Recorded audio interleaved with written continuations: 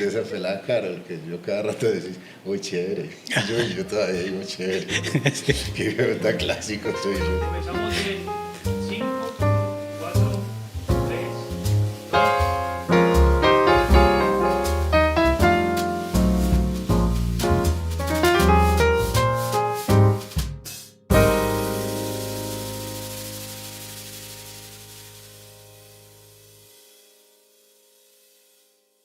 Bienvenidos una vez más a Conversaciones en la Mesa con Gilmer Mesa. Hoy con un invitado de lujo, uno de los grandes, enormes escritores que tiene Colombia hoy en día y por suerte para mí un gran amigo, David Betancourt. ¿Qué más? ¿Cómo estás? ¿Más, Gilmer, bien o no? Todo bien. Feliz de estar con vos y sí, un amigo. Sí, muy amigo, eso es bacano.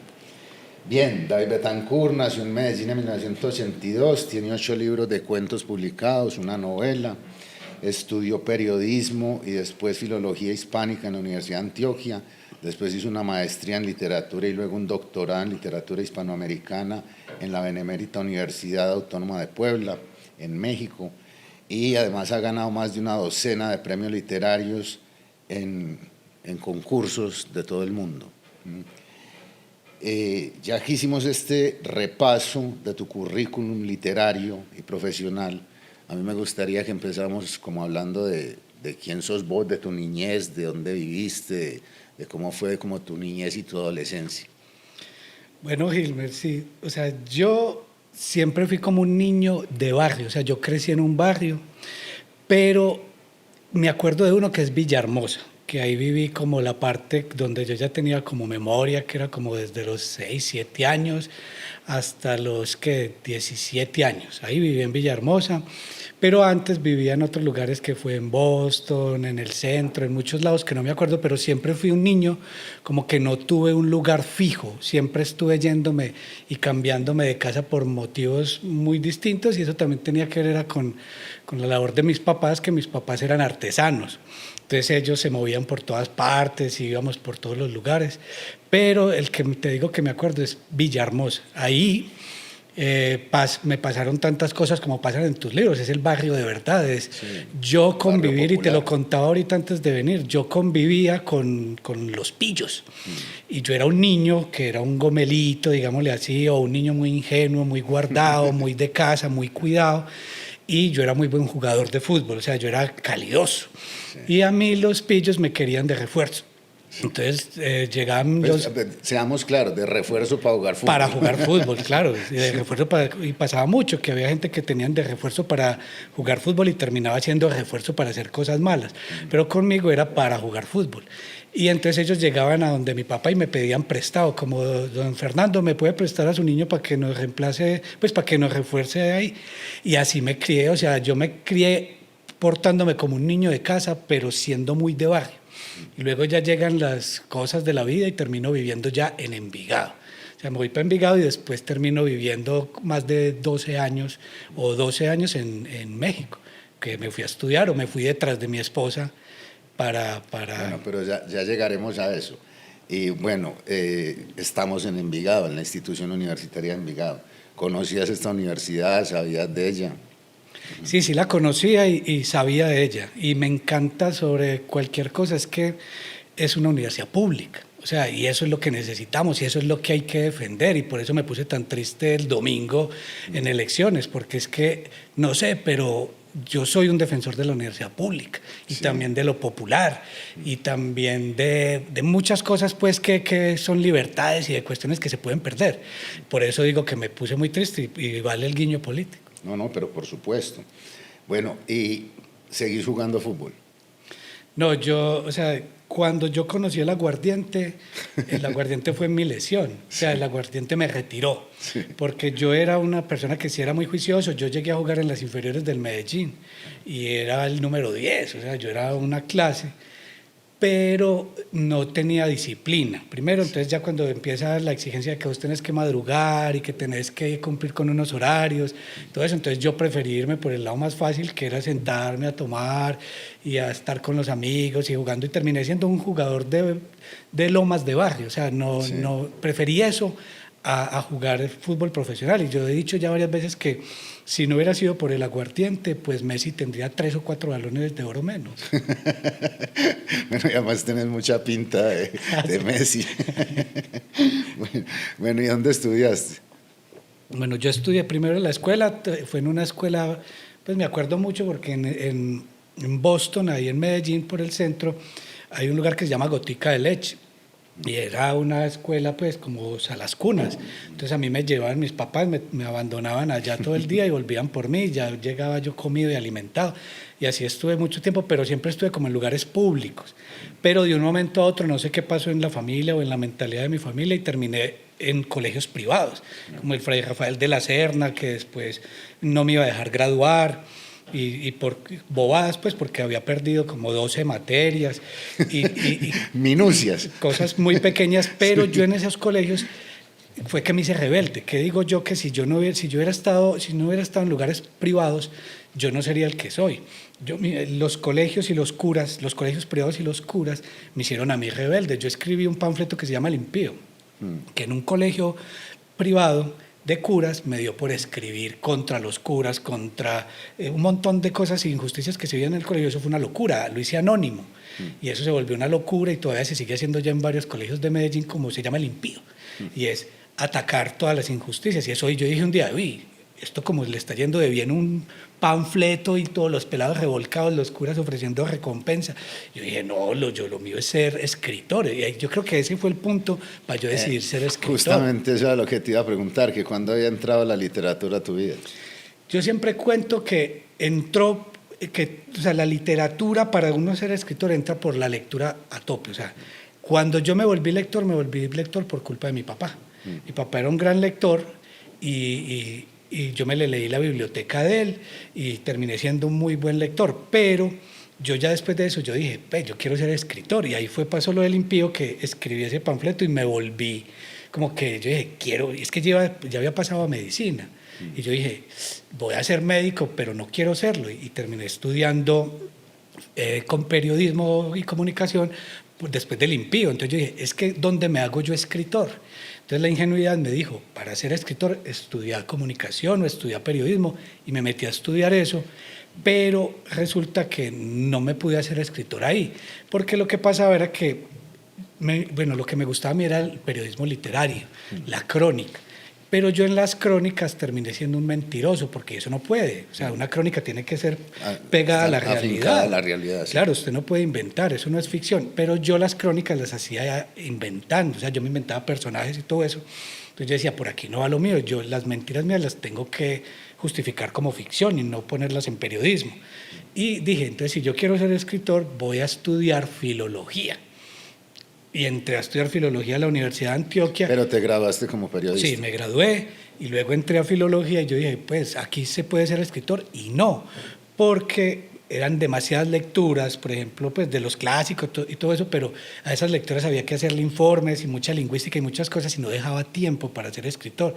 Y me di cuenta que para ser escritor no necesitaba tiempo, no necesitaba hacer carreras ni nada, sino tener muchas ganas de escribir, tener una cierta formación para hacerlo y tiempo. Y haber leído lo que uno puede leer por su cuenta, no necesita una facultad. Exactamente. Y eso yo lo descubrí en el momento que yo me fui para México, que yo me fui para México detrás de Snedy, de mi esposa, y ella me dijo, dedícate a escribir, ¿cierto? Y yo me dediqué a escribir y a leer parejo, y entonces yo era feliz y yo ahí decía, aquí sí puedo. Es más, yo tenía 4 libros escritos, y cuando me fui a México, a partir de que llegué a México, escribí Bebestiario, escribí La vida me vive amargando la vida, La conjura de los vicios, Los hijuetantas, bueno, los libros que tal vez yo ahora más defiendo, que pueden ser los que tienen como, pues digamos que estoy más conforme.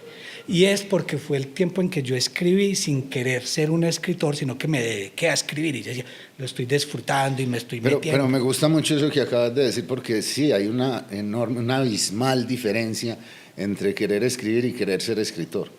Son dos cosas muy distintas, y quizás el afán de querer ser escritor impide muchas veces que usted se dedique a escribir. Es que hacen el punto, porque es que cuando uno empieza, la mayoría de gente pasa que lo que quiere ser es escritor más que escribir, y lo que quieren es todo lo que conlleva ser escritor reconocido. Entonces, digamos, quieren fama antes de merecerla. Entonces, todo el tiempo quieren es, y me pasaba a mí, yo quería escribir, pero a la lata, y escriba y entregue, y un afán, que es lo que nosotros, por ejemplo, les decimos en los talleres a los muchachos y todo eso, un afán por soltar lo que se escribe, y ahora nosotros hacemos todo lo contrario, es un afán por cuidarlo, no soltarlo tan rápido, o sea, escribimos algo y hasta que no estemos absolutamente seguros de lo que tenemos, no lo soltamos. Sí. Por más que las editoriales nos presionen a publicar y nos quieran ver publicados, nosotros creo que le damos como toda la importancia al texto, a la escritura. Y al menos vos y yo tenemos, por suerte, y por eso también, entre muchas otras cosas, somos tan amigos,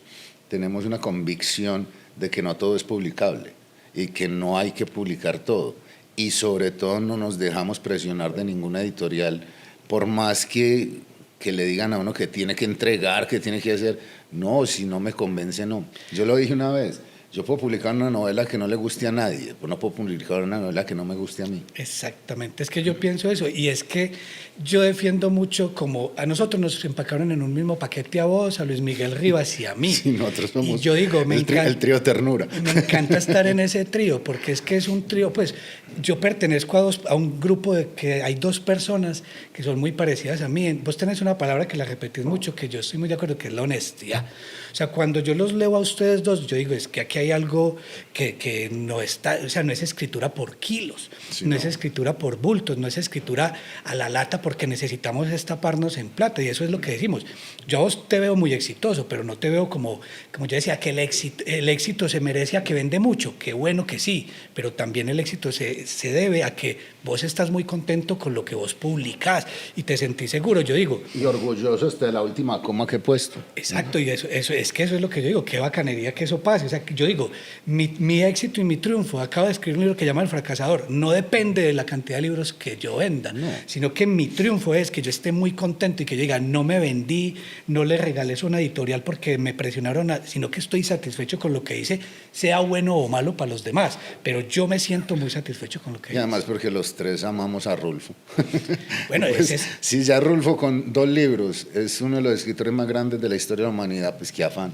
Yo tengo una fascinación por Juan Rulfo, o sea, es que, y yo tengo algo que no se suele decir mucho, pero yo soy más del lado del Llano en Llamas que de Pedro Páramo. Sí. Y yo digo, tal vez porque yo tengo una inclinación por el cuento, pero es que yo veo eso y yo digo, es que El Llano en Llamas de alguna novela también puede funcionar como una novela, porque tiene un tono, que es el tono que también está en Pedro Páramo, como el polvero, como que se siente el polvo, como que está la poesía, como que están los campesinos. Eso, y se siente eso, como esa soledad y esa vaina que después se va a volver más compacta.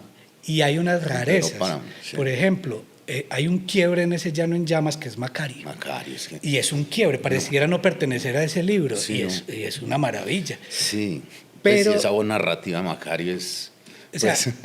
O sea, nosotros queremos mucho a Juan Rulfo, pero yo también creo que si alguien se puede parecer de nosotros más a Juan Rulfo, puede ser vos.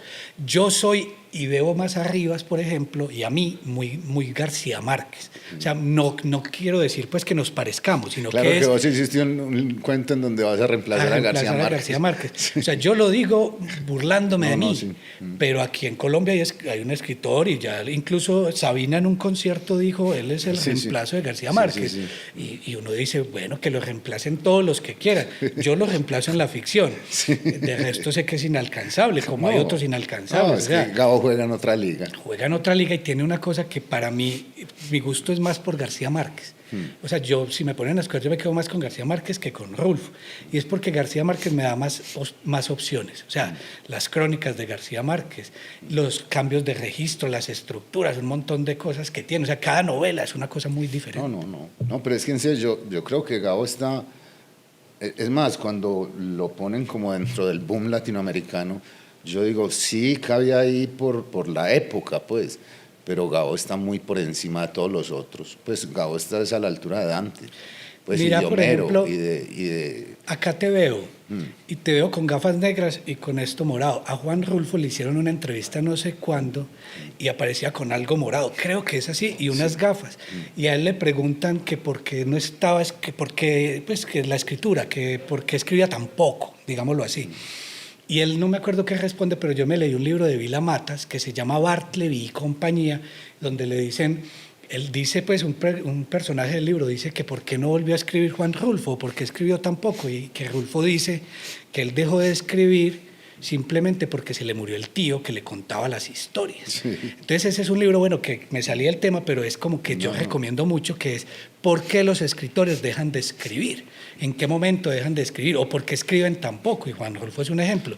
Hay gente que saca una obra maestra cada 5 meses de 500 páginas y se vende por tonelada, ¿cierto? Y siguen luchando porque están buscando como no dejar de figurar. A Juan Rulfo le bastaron 3 libros para hacer lo que es. Es más, con 2 o con 1 hubiera sido lo que es. Entonces yo digo, ¿qué afán hay de escribir tanto? Sí, sí, y yo conozco la historia y también conozco el libro de Vilamatas, pero yo en cambio tengo otra teoría. Yo sí estoy seguro, porque él siempre dijo que estaba escribiendo otra novela que era La Cordillera. Sí, sí, sí. Y yo estoy seguro que él sí la escribió. Ah, Lo que pasa es que yo creo que a él le pareció que no tenía la calidad de los libros que él había hecho.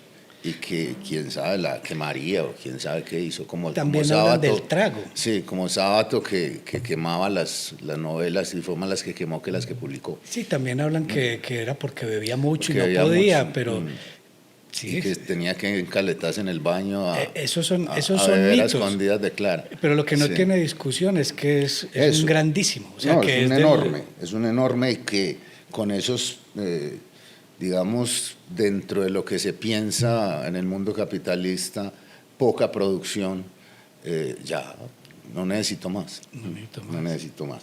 Bien. Bueno, qué maravilla siempre hablar con vos de literatura y de Rulfo, pero es una belleza.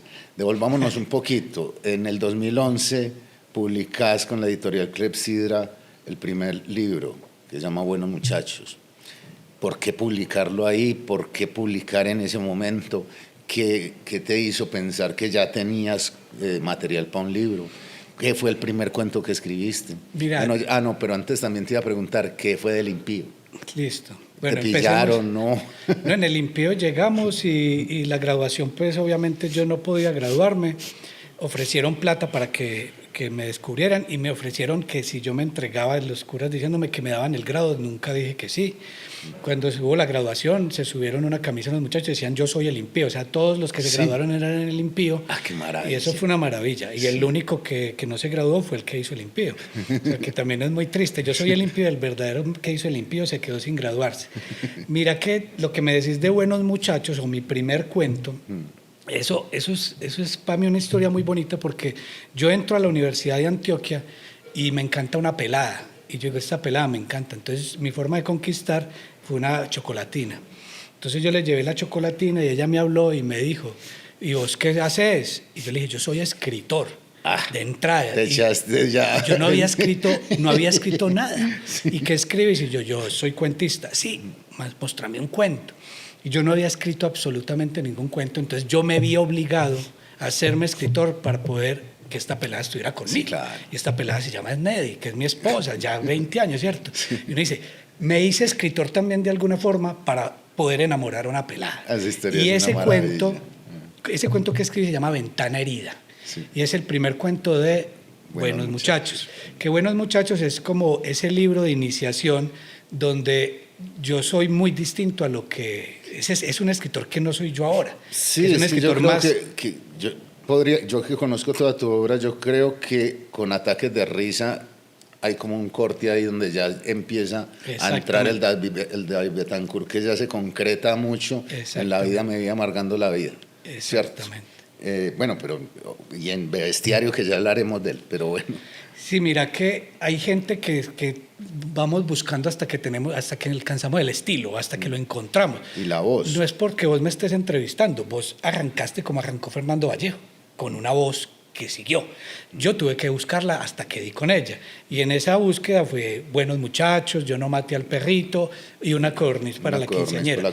Por ahí hay guiñitos de humor, hay guiñitos como de unos ciertos riesgos, Sí, pero sigue sí siendo el suena cuento. distinto. Sí, suena distinto, porque yo quería contar historias nomás, y eso era mi obsesión. Entonces, yo me empeliculé en contar historias. Entonces, este cuento tiene que terminar así, así. Ahora yo escribo muy distinto. Yo escribo lo que se me da la gana. Ya me puedo dar el gusto de incluso dar un taller de cuento y decir, ¿qué es un cuento? Y todos, a ver, yo, lo que se les dé la gana, ¿cierto? Entonces ya, entonces ¿qué hay que apuntar? No, vamos a escribir, vamos a arriesgar, Sí. no nos apeguemos tanto a los géneros. Saliéndonos aquí un poquito, que es, yo empecé a ver eso ya en la vida, me iba amargando la vida, que bueno, en Ataques de Risa también, pero ya más concretamente en la vida me iba amargando la vida, que todos los cuentos son con el mismo personaje, como en distintas situaciones, pero que ya eso se vuelve, digamos, una cosa ya muy elaborada en el último libro que publicaste, que es El Fracasador, en donde bien podría ser como una novela capitular. Sí, mira, que es que ya es otra apuesta. O sea, mis primeras apuestas era que uno en la vida va dejando como, va perdiendo la ingenuidad de a poquito. Hay gente que la pierde o la tiene toda la vida o que nunca la pierde, pero en mi caso fue que lo fui soltando y me di cuenta todo a medida de lecturas. Entonces, te repito, yo me empeliculaba por contar historias, pero en la vida me iba amargando la vida, yo algún día lo conté. Y es tanto que a mí me interesa escribir para mí y no para la gente ni eso, que mi propósito de ese libro era aburrir al lector. O sea, yo decía, este libro funciona si el lector se aburre leyéndolo. ¿Quién apuesta por eso? Nadie. No, y era más, nadie, porque eso es clavarse un puñal. Sí, sí. Pero esa Te das apuesta... un tiro en un pie. Exacto, pero es que esa apuesta estaba muy ligada con Felisberto Hernández, que es mi escritor de cabecera, o uno, si en ese momento el escritor mío. Entonces yo decía, ¿qué pasa con Felisberto Hernández? No es el cuento de Quiroga o de Poe que termina, ¡puf!, qué totazo, y uy, ¿qué pasó? Y ese final lo deja uno vibrando, no. Quedan como abiertos los finales, o a veces uno dice que buen pesado. Y a veces es muy repetitivo, muy repetitivo, muy repetitivo y muy alargado. Entonces uno dice, me aburro, me aburro. Entonces me di cuenta ahí, leyendo a Felisberto Hernández, que la literatura no era solo contar historias, sino el estilo. Que yo digo, eso es el escritor, eso somos nosotros. O sea, yo a vos te leo por el estilo. Me puedes contar lo que te dé la gana, pero te leo por el estilo. Arriba lo leo por el estilo. Las historias son muy bacanas, pero los grandes escritores son estilo. Hay unas historias, las hijuemadres de unos escritores, dicen, pero es que a quién se le ocurrió esta locura, pero es tan mal contada que valió 5. Y hay manes que yo empleé este ejemplo, Rivas escribió sobre un par de medias que es nada, y hace que uno esté concentrado y feliz. Sobre una arepa. Sobre una arepa, sobre una hormiga, sobre cualquier cosa es digno de ser escrito. ¿Qué es lo que pasa? Ahí está la magia del escritor, ahí está la destreza, que es lo que yo digo, el estilo. Los grandes escritores son los escritores que se diferencian del montón. Cuando yo leo la literatura colombiana, yo veo mucho Héctor Abad Faciolince y yo digo, me parecen horribles, horribles. O sea, son cursis, son llenos de frases hechas, son como el personaje que él encarna. Pero de vez en cuando hay como una lucecita y uno dice, ¿qué es esta belleza, cierto? ¿Qué pasó acá? Y aquí hay un gran escritor, por ejemplo. ¿Y él dónde publica? No le han publicado allí, no le han publicado, ¿cierto? Si yo tuviera plata y tuviera una editorial, yo apostaría por eso y no por eso es que yo repito todo el tiempo que escriben como... ¿Qué fue lo que le pasó a Mario Escobar? Exactamente. Él le tocó publicar de su propia cuenta, porque le pareció tan dispendioso el mundo de las editoriales. Bueno, y él es de otro tiempo, pues él estaba en un momento, él fundó Tule, se llamaba Tule, y él es que ese es otro escritorazo. Es más, yo tengo unos cuentos que yo escondo, que están publicados en una revista de la Universidad de Antioquia, pero no es la revista, sino que están, y yo los escondo, porque es prácticamente yo haber jugado con un cuento de Mario Escobar. O sea, yo me le robé el estilo, yo estaba en mi época de buscar un estilo y me agarraba de Mario Escobar, que me parece un escritor una locura, pero es un escritor monstruoso, que también es muy desigual. O sea, que no se mantiene como cuando pasa el ánima sola, ni un hombre llamado Todero, sino que también tiene unas caídas. Él tiene un libro hermoso que se llama En las lindes del monte, que es una cosita así, sobre un perro. Pero ese libro sintácticamente se cae, pero es una belleza. Pero es una y su última novela no es buena, es Historia de un taxi. Pero es que también hizo 20 novelas, pues. Sí. ¿Cierto? Entonces es una cosa muy complicada. Yo fui un día él iba a dar un taller de escritura en la Cooperativa de Colombia. Y él llega malaclasudo y empieza, ¿qué es bastante? Entonces todo el mundo, mucho. No, ¿Qué es bastante? Entonces, mucho, no. Entonces, ¿qué es bastante? Es suficiente. Entonces, después decía, ¿qué es un limosnero? El que da limosna, no, el que pide, no, el que da. Y empezaba como a cuestionarnos que no nos sabíamos las palabras y que teníamos un diccionario equivocado en la cabeza. Y yo me encanté de ese señor, yo dije, qué maravilla eso, y era muy templado. Y lo empecé a leer y una ternura, que es que eso es muy bueno también en la literatura. Sí, eso Por es. más fuerte que sea la literatura, yo recomiendo mucho a Fernando Vallejo, que a vos no te gusta tanto, yo digo, por más fuerte que uno sea y que golpee mucho, hay una ternura. Y cuando usted encuentra ternura en una literatura, uno dice, qué belleza. Sí, qué belleza. No, y don Mario era una cosa impresionante. Y es muy bacano porque todos, pues, Pablo Montoya estuvo en talleres con él, Luis estuvo en talleres con él, vos lo conociste. Y yo no, yo me volví fanático de él como en el 2009, 2010 y él se murió en el 2007. Qué tristeza, pero bueno. Bien. Estamos hablando y justo con don Mario también me surge una pregunta que es muy tesa. Vos empezaste a publicar en Clepsidra y en editoriales, digamos, independientes, y después das el salto como a las grandes editoriales, pues a Six Barral, que es Planeta, y de un tiempo para acá, por suerte, para mí, que ahí fue donde nos conocimos, en Penguin Random House. ¿Cuál es la diferencia? ¿Qué es lo teso de uno publicar en una editorial independiente y después pasa hacia las grandes editoriales? Mira, esa edición de Buenos Muchachos que vos me decís de Clepsidra, esa fue una segunda edición que sacaron hace 2 años. Pero ese libro nació en la Universidad de Antioquia. O sea, esa es, para mí, la alegría más grande que yo he tenido en la literatura. Y fue que yo mandé mis papelitos para la universidad, lo mandé, y a los 4 meses me mandan una carta y me dicen, su libro ha sido seleccionado para ser publicado, y yo no lo podía creer, y yo era, o sea, como si de verdad me hubiera ganado el Nobel. Sí, y sí. que uno dice, yo no sé, pero en mi caso sí pasa eso, y es que yo voy perdiendo como esa capacidad de asombro a medida que más logros consigo. Claro, y alegría. Exactamente, entonces uno dice, yo digo que ahora tendría que estar muy feliz porque se venden más los libros, porque me leen más, pero no. Porque yo estás creo en que una editorial, una super editorial. exactamente, pero lo que pasa es que yo me quedé con lo que era más pequeño porque fue lo primero, lo que logré de verdad, que yo digo, para mí esto es un gran logro publicar con esa editorial. ¿Qué pasa? Es muy bacano, pero es como uno queda inédito. O sea, prácticamente uno queda inédito. Entonces, yo pasé de publicar un montón de libros y yo seguía siendo inédito. Incluso tenía premios y me mandaban 1000 libros en cajas. Entonces, yo llegaba y los tenía en la casa y yo decía, soy súper famoso porque me gané ese premio y tengo 1000 libros en la pieza, pero nadie me leía.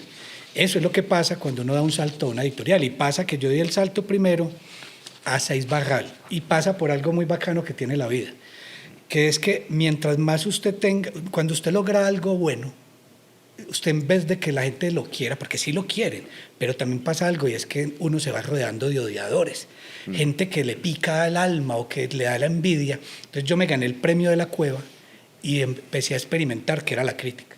Yo dije, ahora sí está pasando algo, me están insultando, o sea, te estoy haciendo algo bien. Y ese montón de insultos y de ataques hizo que Seix Barral me buscara. Seix Barral me dijo, te están polemizando mucho, nos interesa, ¿cierto? Necesitamos a alguien que tenga polémicas para acá, y empecé a publicar con ellos, ¿cierto? O sea, ahora necesito que me vaya mejor para que más gente me odie, y pues, obvio, es que eso es muy bueno, porque uno ve un montón de gente que en vez de alegrarse porque a alguien le está yendo bien, incluso gente que le podría gustar lo que uno hace, se permite que no le guste, o se obliga a que no le guste por el simple hecho, porque hay envidia. Pero esos saltos, Gilmer, que me decís, y vuelvo al tema de las editoriales, pues es que hay niveles. O sea, no es el mismo nivel Mario Mendoza, no es lo mismo vos o yo. O sea, somos muy distintos. Y yo estoy en una escala abajo, por decir, de ventas. O sea, mi fama, o sea, si un escritor es famoso en el mundo de los escritores, que es nada. No es el mundo de los futbolistas. El mundo de los futbolistas ni de los cantantes, te conoce todo el mundo. O sea, los que leen y los que no leen saben quién es un futbolista y un cantante, pero un escritor solo lo pueden conocer, a menos que sea García Márquez, los que están en ese círculo, que están en el mundo de la literatura. Entonces, en ese caso, a mí nunca me preocupé por ser famoso ni nada, pero sí veo un cambio tremendo. Y veo un cambio tremendo en que mis libros se agotan. O sea, yo puedo darme el lujo que ya un libro mío se agota. O sea, y para mí eso está bien. Pero yo repito algo, y es que para mí el triunfo y el éxito no está en vender, sino que el triunfo mío es que yo esté muy satisfecho, por lo menos que estoy en una casa editorial que me cuida. Que eso es importante, o sea, como que no que a vos te ponen los correctores, te ponen los editores, te mueven para allá, te llevan para acá, te organizan todo, eso es muy bueno. Cosas que no tenía la editorial de la Universidad de Antioquia ni las otras, pero eran ediciones muy cuidadas. O sea, además, digámoslo aquí, porque compartimos entre muchas cosas, compartimos editora, y se llama Salomé Cohen, y tremenda. Sí, es gente pues que de verdad está haciendo el trabajo de verdad, o sea, no es que yo me siento ahí y que de hecho su oficio es ser editora. Claro, es gente que sí, es que es más, los editores horas. De alguna forma, o sea, hay escritores que son lo que son por los editores. O sea, que si no tuvieran ese editor o le cambiamos de editor, su escritura sería distinta. Incluso hay editores que meten la mano duro en los libros. En mi caso yo no sé, pero yo sí fui muy, muy pulido y siempre he sido como muy... que es muy poco lo que me tienen que mover, porque soy súper psicorrígido, pero siempre soy de los que digo que un editor es fundamental. Y hay otra cuestión, y es que uno como autor, por más bien que le vaya, saber escuchar, porque hay gente que sí se pone la capa y dice, no me interesa nada de lo que usted me diga y sale como yo quiero. Sí, no, y de hecho yo creo que también, si bien uno tiene que creérsela completamente lo que uno hace, también tiene que tener como ese grado de humildad y uno saber que pues que no es un hater el que te está hablando, que es tu editor y que lo que está diciendo muchas veces sí es para mejorar el texto. Bueno, volvamos a un punto que ahorita hablaste. Te iba a preguntar dos cosas, entonces vamos como en orden, ordenémonos y verá que nos va mejor. Yo creo, sin temor a equivocarme, que vos sos el amigo mío y el escritor colombiano que yo conozco que más premios sí ha ganado. Y tenía el listado, pero pues no hagamos el listado, pero es más de una docena de premios. ¿Qué ha significado para vos ganarte esos premios? También como pasó con el libro, o sea, eso depende, o sea, hay unos más importantes. Por ejemplo, el último que yo me gané en México, que fue el Sergio Galindo, fueron 40 millones de pesos, publicación del libro, ida y yo no sé qué, y bien. Pero hay otros que fue de 2 millones de pesos, pero yo fui con Snedy, imprimí los cositos, fui por Medellín, ajustamos plata, o sea, parece como la historia de García Márquez, que ajustaron para mandar a otra parte porque era en Venezuela, y ajustamos como 120.000 pesos que había que ajustar porque no teníamos plata, y lo mandamos a Venezuela y nos lo ganamos y decíamos, qué felicidad, eso sí es felicidad. Y yo decía, uy, impresionante, y no son 40 millones, y no es el prestigio del Sergio Galindo, pero es esos premios que uno dice, como que dice, o sea, me siento súper feliz de que eso pasara, y que son esos premios que si no hubieran existido no sería yo, porque eso me impulsó, porque eso sí tengo yo. O sea, yo no creo en mí hasta que alguien me dice que lo mío funciona, y eso me costó mucho. O sea, yo siempre era un inseguro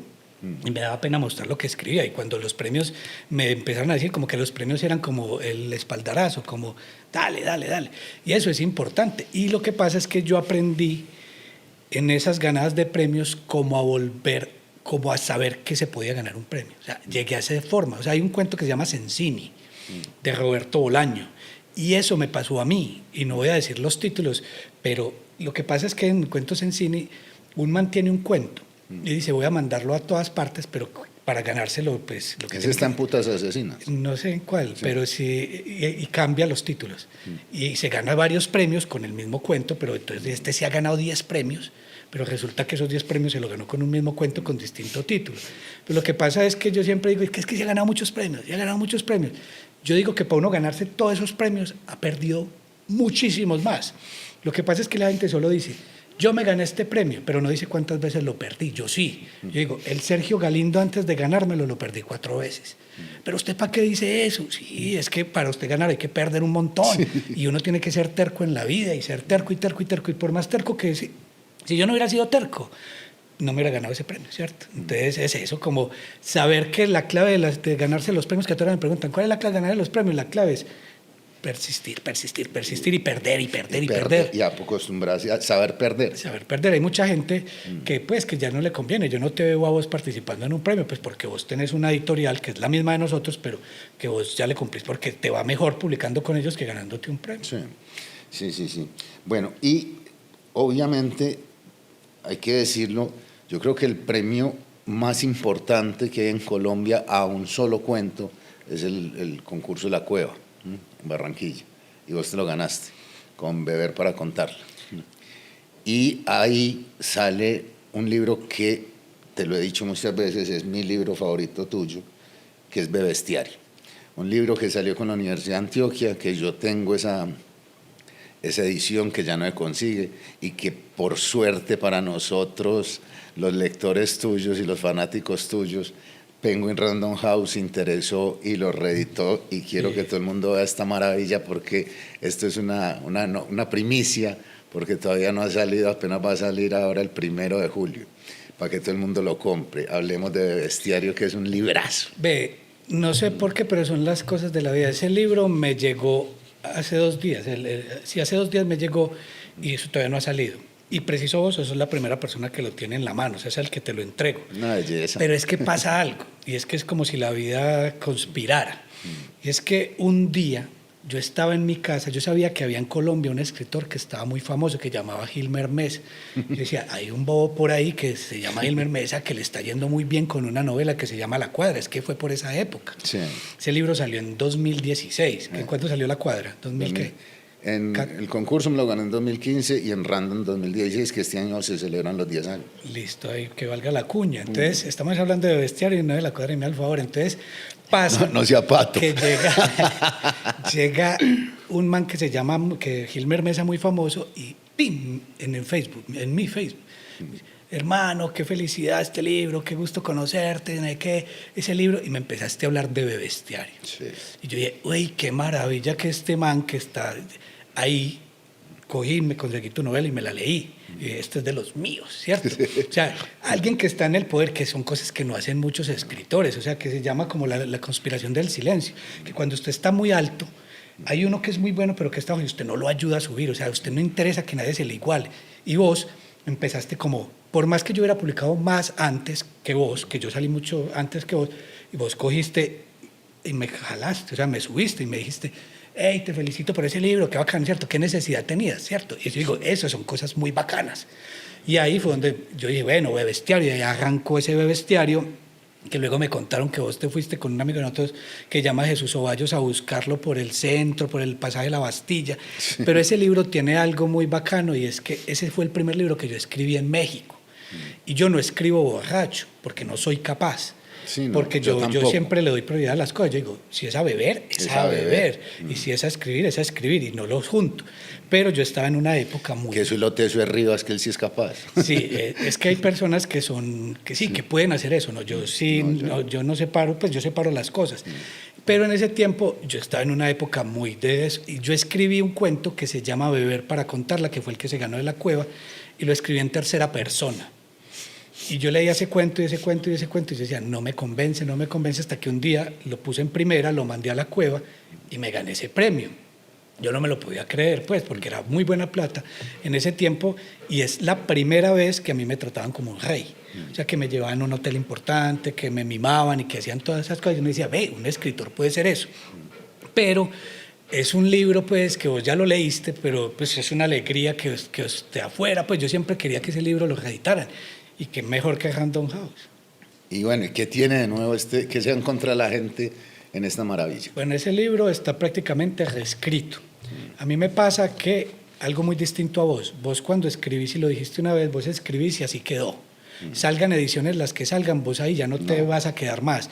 Y yo sí digo lo contrario, a mí me encanta destruir, o sea, dañar lo que ya está hecho, que uno cree que está arreglando, pero terminas hasta dañando. O sea, yo siempre digo que uno, en el afán de mejorar algo, le termina quitando lo más importante, que fue la espontaneidad con que se hizo en la primera tirada.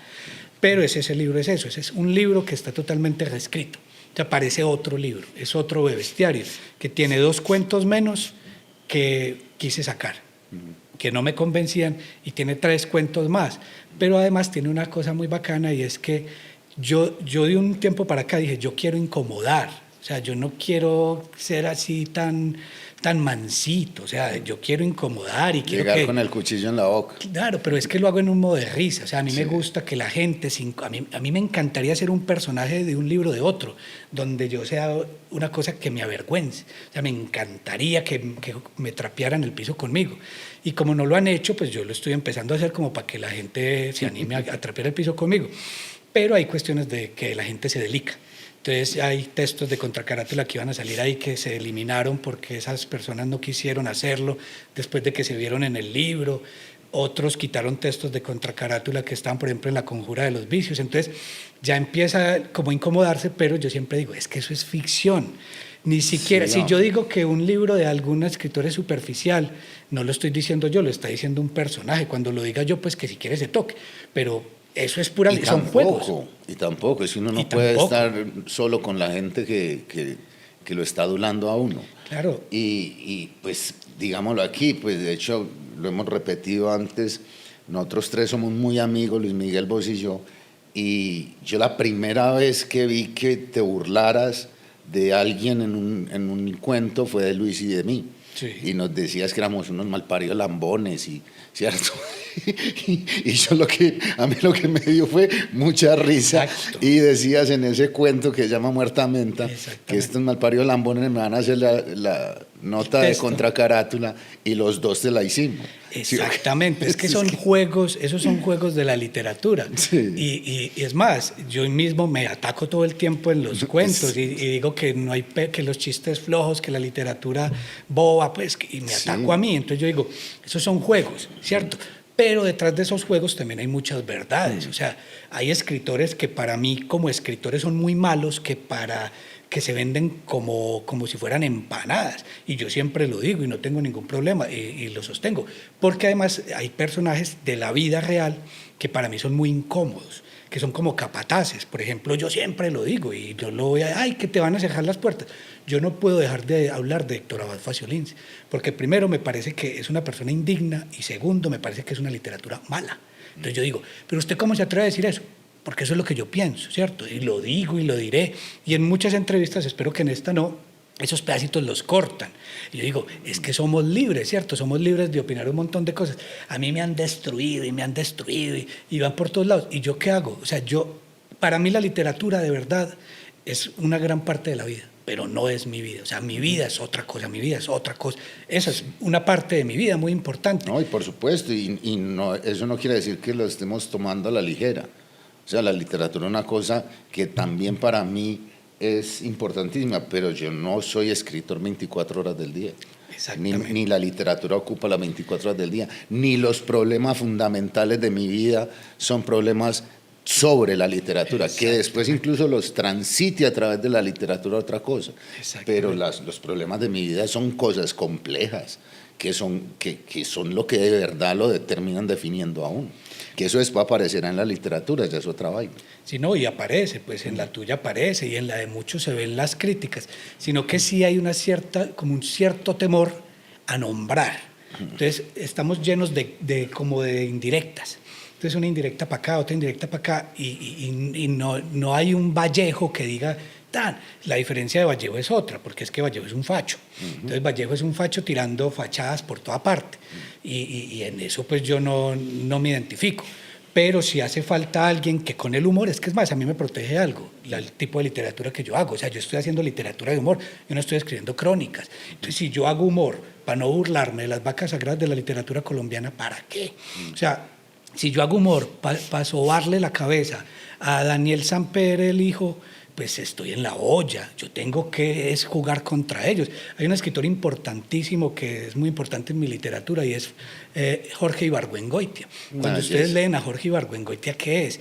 Es una persona que no le tembló la mano para tirarle a los duros, para volver una persona importantísima una caricatura. Y eso es lo que yo intento hacer. O sea, si hay un señor por allá en la literatura colombiana que parece el Papá Noel, que tiene una chaqueta que dice aguanta Ucrania y que opina que uno no sabe dónde está, vuélvalo eso, o sea, muéstrelo como es y sépalo decir y no les dé miedo. O sea, pero hay mucha gente que está cuidando opuestos o lectores o muchas cosas. Pasa en la política. En estas elecciones todo el mundo, una gran cantidad de gente se quedó callada. Y muchos otros eran como o sea, eran otra cosa. Entonces yo salí muy triste y muy decepcionado, pero me di cuenta en qué gremio ando. Y eso para mí es un impulso para la escritura. O sea, yo decidí, ya para cerrar esta parte, yo decidí que mi literatura debe incomodar. Y la tuya incomoda, la de Luis Miguel incomoda, y la hacemos de muy distinta forma. O sea, la tuya incomoda porque mostras unas cosas demasiado fuertes. Incluso tus personajes, el de la última novela, es demasiado violento. O sea, es como que uno produce como, oh, puta, es que ese nivel de que llega el alcohol, por ejemplo, es fuerte, que es muy distinto al alcohol de este. Sí. Es otra cosa. Y es también el enfoque que se le dé, pero de alguna forma se incomoda. Y se incomoda en diferentes lugares. O sea, a mí me gusta incomodar a las vacas sagradas. Cosa que no haré es molestar a alguien que esté a mi nivel o más bajo, porque no me interesa. Sí, no, y además pues porque eso ya es mezquindad. Exactamente. Bueno, no, para que vamos cerrando, que vaina con vos, puedo quedarme hablando unas 5 horas. Vamos a hacer 5 programas de estos.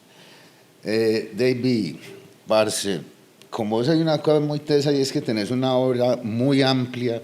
De hecho, yo sé también que tenés otra novela y que tenés un montón de vainas, pero sí me gustaría saber cómo, qué está haciendo ahora, está escribiendo, qué. Yo soy, como que no soy un escritor, como se define un escritor, que es escribiendo. Yo no soy capaz de ser un escritor de todos los días, o sea, no soy capaz.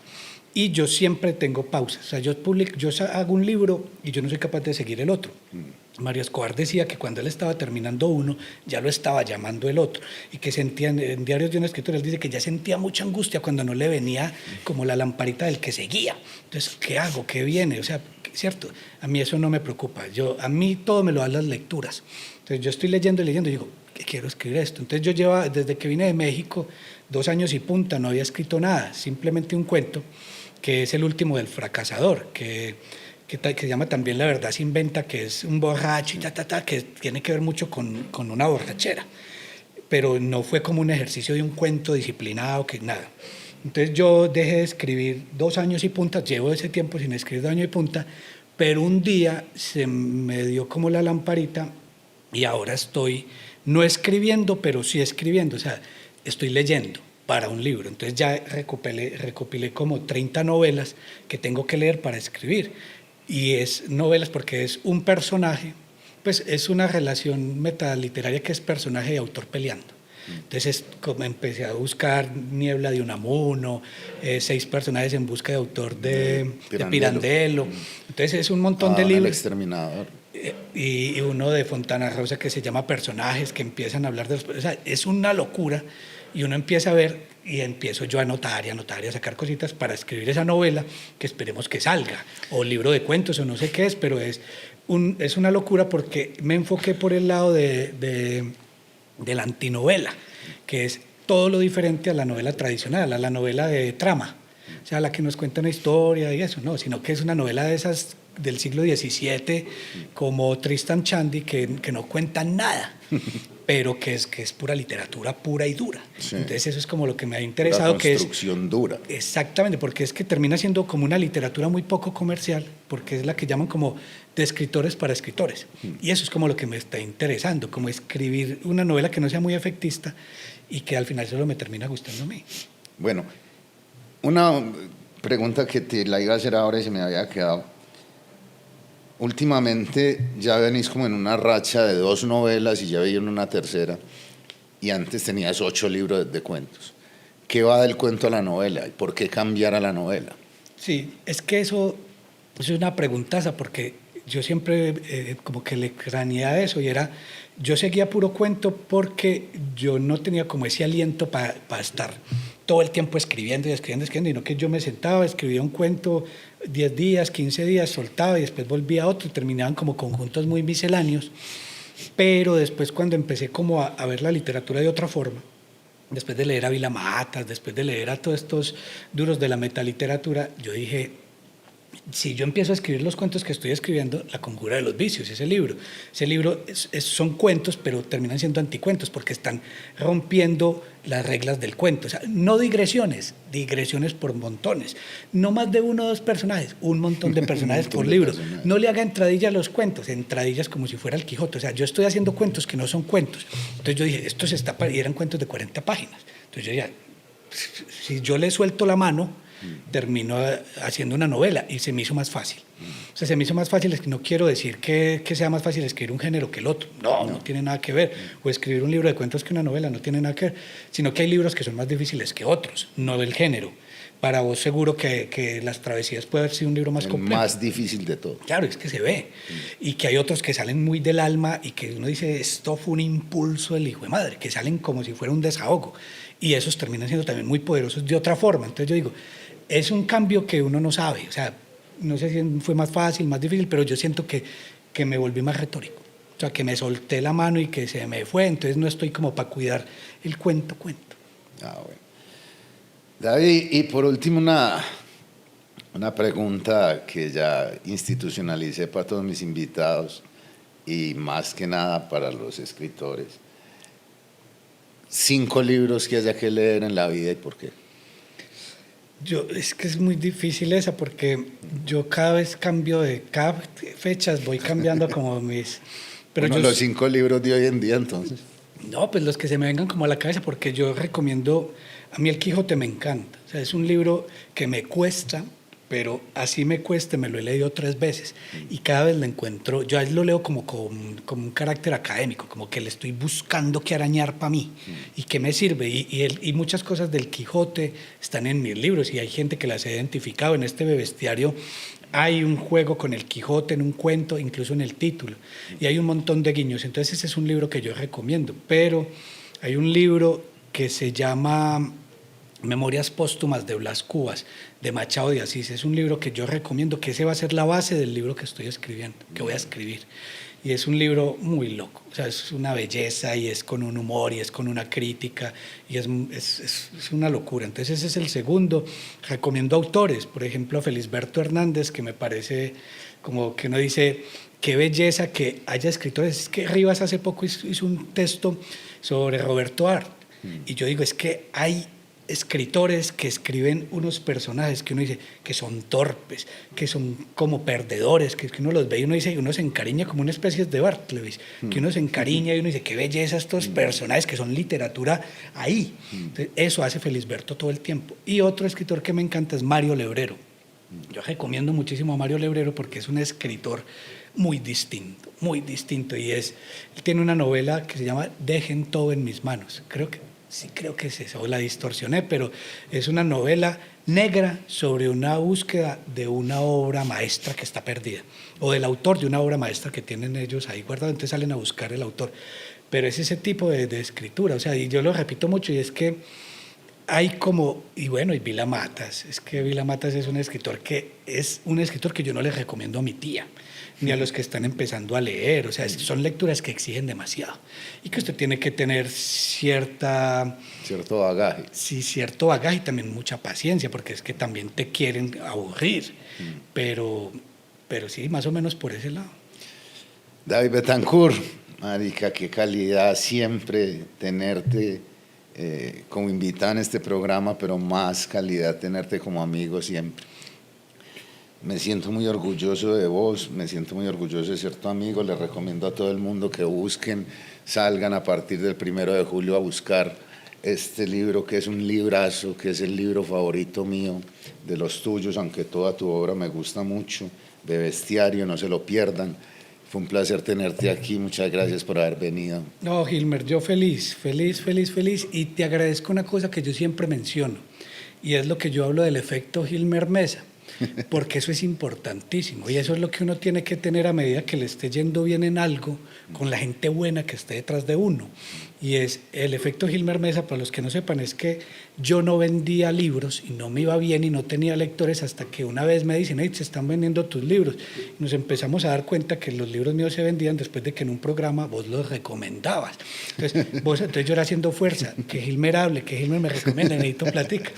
Hasta que uno veía que se empezaban a vender los libros y era por Gilmer Mesa que había recomendado. Y yo te decía, vos me recomendás por amistad o porque te gusta, y ahí es la felicidad grande cuando me decís, porque somos amigos, claro, pero también porque te gusta. Entonces eso es un agradecimiento tremendo porque... No, y te lo he dicho muchas veces y lo quiero decir aquí públicamente, yo creo que vos sos el mejor cuentista vivo que hay en Colombia. No, para mí eso es un piropazo, por exagerado que sea, pero es un piropazo. No, Y de si verdad. viene de vos, maravilloso. Y si es mentira, sigámoslo diciendo a ver si nos va mejor. Sí, sí, sí. Parce, muchas gracias, yo. No, Gilmer, un gustazo, papá. Y a ustedes, muchas gracias por estar aquí pendiente. Nos vemos la próxima. Chao. No, patrón, felicitaciones. Ay, estas Muchas gracias. Ay, Dios mío, qué felicidad el bestiario. Yo porque voy podcast, hermano. Sí, quedó bacano. Sí. Uno con este marcado a la fija.